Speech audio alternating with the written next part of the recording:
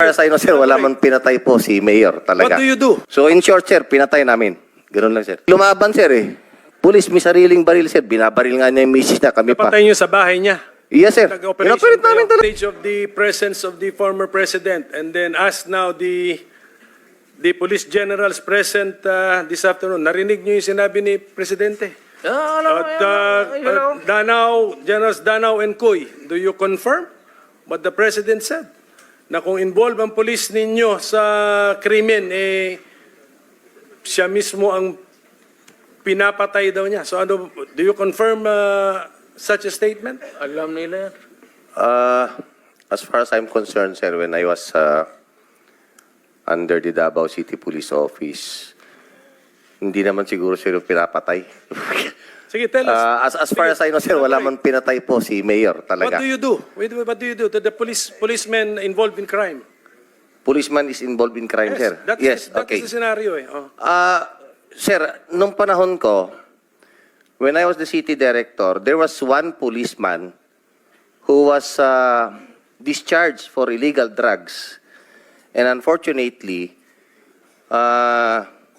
hindi ko na lang po i-mention yung pangalan kung sino yung congressman na nilapitan at na-reinstate po sa serbisyo, in short. Okay, he was already discharged from illegal drugs. Wala pang 1 year, sir.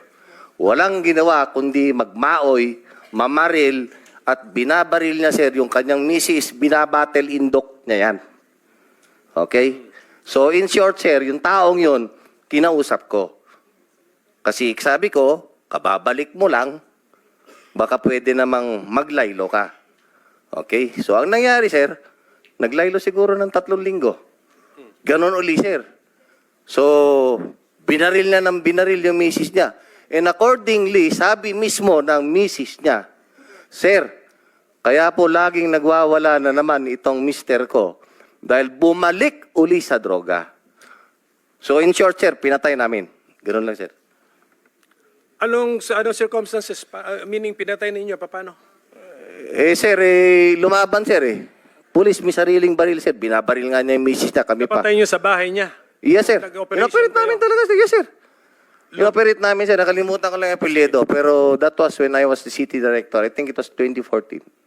Anong month po? I am familiar with the... Sige, sir. Can you supply the details, Mr. President? Yes, lumaban, sir. Yung anong petsa, so that yung mga gusto mag-research further sa insidente, anong petsa, anong pangalan ng tao? And I cannot...